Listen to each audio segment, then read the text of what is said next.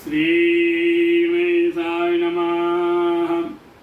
नारायणं नमस्कृत्यं नरं चैव नरोत्तमः देवी सरस्वती व्यासं ततो जयमुदीरयेत्। नमोस्तुन्ताय सहस्रमूर्ते सहस्रपादाक्षिशिरोरुहावे सहस्रनाम्ने पुरुषाय सहस्रते सहस्रकोटियुगधारणे नमः। नमः कमलनाभाय नमस्ते जलसायने नमस्ते केशवाय अनंत वासुदेव नमोस्तुते। वसुदेवं सुतं देवं कंसचाणूरमर्दनं देवकी परमानंदं कृष्ण वंदे जगद्गुरोः। गुरुर्ब्रह्मा गुरुर्विष्णु गुरुर्देवो महेश्वर गुरुर्साक्षात् परब्रह्म तस्मै श्री गुरुवे नमः। अथ श्री आश्विन कृष्ण पक्ष एकादशी व्रत कथा प्रारभ्यते। युधिष्ठिरोवाच। राजा युधिष्ठिर बोले कि हे मधुसूदन, आश्विन मास के कृष्ण पक्ष में जो एकादशी है उसका क्या नाम है? सो आप मेरे आगे प्रसन्नता पूर्वक मुझे बताइए। तो भगवान कृष्ण बोले कि हे राजन, आश्विन के कृष्ण पक्ष में एकादशी का नाम इंद्रा है। इंद्रा नाम की एकादशी होती है। उसके व्रत के प्रभाव से महापातक नाश हो जाते हैं। नरक में जो पितर गए हैं उनको मोक्ष देने वाली है, पापों का नाश करने वाली है। उस कथा को तुम सुनो, सावधान मन होकर सुनो। इसके स्वर्ण मात्र से ही वाजपेयी यज्ञ का फल प्राप्त होता है। पहले सतयुग में रिपुसुंदन अथा शत्रुओं का दंड देने वाला राजा हुआ। वह इंद्रसेन नाम से प्रसिद्ध था। महिष्मती उसकी राजधानी थी। यश से युक्त वह राजा धर्म द्वारा प्रजा का पालन करता था। पुत्र पौत्र से युक्त, धन दान समायुक्त महिष्मती का स्वामी राजा विष्णु भक्ति में परायण रहता था। हमेशा मुक्ति को देने वाले गोविंद के नाम का जप करता था। वह राजा विद्वत अज्ञान विद्या चिंतन करता, जप तप में काल व्यतीत कर रहा था। एक दिन राजा सुख से सभा में बैठे थे तो बुद्धिमान नारद मुनि आकाश से उतर कर वहां पर आए। उनको आया देखकर राजा उठा, हाथ जोड़कर नमस्कार किया, अर्घ दिया, पूजा के आसन पर विराजमान कराया। सुख से बैठे हुए नारद मुनि उस राजा से बोले कि हे राजन, तुम मेरी बात को सुनो।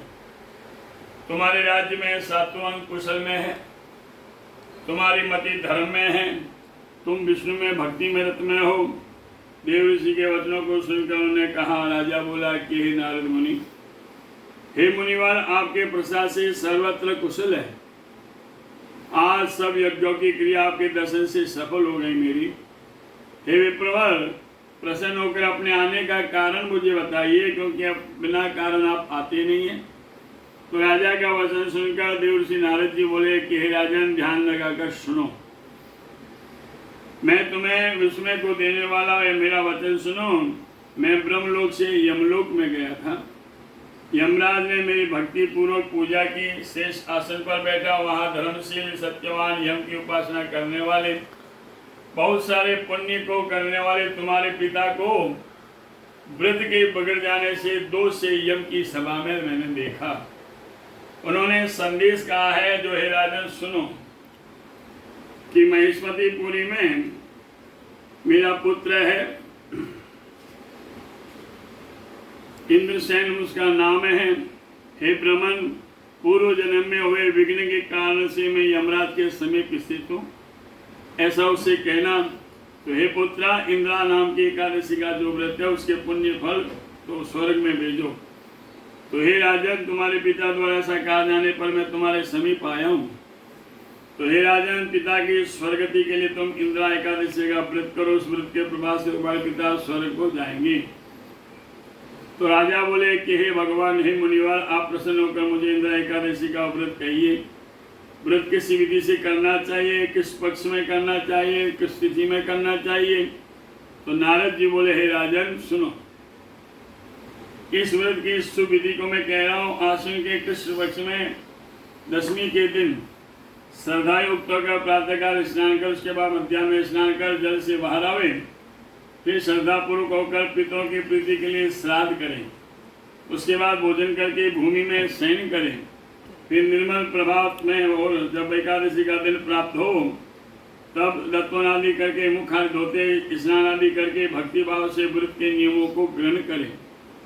आज निराहार रहकर मैं सब भोगों से वर्जित रहूंगा, कल ही मैं भोजन करूंगा। हे पुंडरीकाक्ष, हे अच्युता, हे केशव, आप मेरी रक्षा करो। इस प्रकार नियम करके मध्याह्न के समय शालिग्राम भगवान की आज्ञा विधि पूर्वक श्राद्ध करके शुद्ध ब्राह्मणों को भोजन करावे, दक्षिणा देवे, श्राद्ध पिंड को सुनकर गौ को देवे, धूप गंध आदि से ऋषिकेश भगवान का पूजन करें, रात्रि में भगवान के समीप जागरण करें। उसके बाद द्वादशी के दिन भक्ति पूर्वक हरि का पूजन करके ब्राह्मणों को भोजन करावे। दोहिता, बंधु, पुत्र आदि समेत मौन होकर स्वयं भोजन करना चाहिए। तो हे राजन, इस विधि से आलस्य रहित होकर व्रत करो तो तुम्हारे पिता विष्णु लोक में चले जाएंगे। तो हे राजन, इस प्रकार उस नरपति से कहकर नारद मुनि अंतर ध्यान हो गए और वह राजा इंद्रसेन कई विधि से अनुसार उत्तम व्रत को करने लगा। रनिवास तथा पुत्र और भाइयों के सहित राजा के व्रत करने पर हे कुंती पुत्र, आकाश से पुष्पों की वर्षा हुई और उस राजा के पिता गरुड़ पर चढ़कर विष्णुलोक में गए।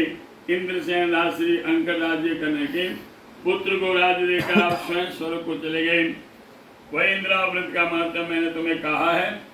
इसके पढ़ने और स्मरण करने से मनुष्य सब पापों से छूट जाते हैं और विष्णुलोक में वास करते हैं। जय जय श्री ब्रह्मवेद पुराणे आश्विन कृष्ण इंद्रा एकादशी महात्म्य श्री कृष्णार्पणमस्तु। बोल कृष्ण कन्हैया लाल की जय। सुधर्मो राघवंश धर्मो दशकरंजरः एवं वदन्ति लोकानां यतो धर्मः ततो जयः। तिथिवारं च नक्षत्रं योगं करणमेव च पंचांगं श्रुते नित्यं स्नानं फलं लभेत्। आज जाकर के आशुद्रे कृष्ण पक्षी एकादशी मंगलवार मग्गा नाम छायिका नक्षत्र सिंगु चंद्रमा सारे दिन एकादशी व्रत सर्वे सर्वाः।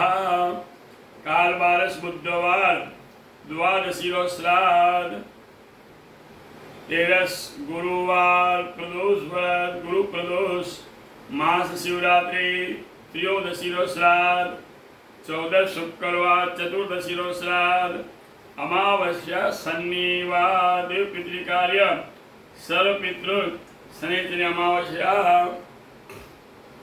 चंद्र दर्शन सोमवार दूल सोमवार चंद्र दर्शन है।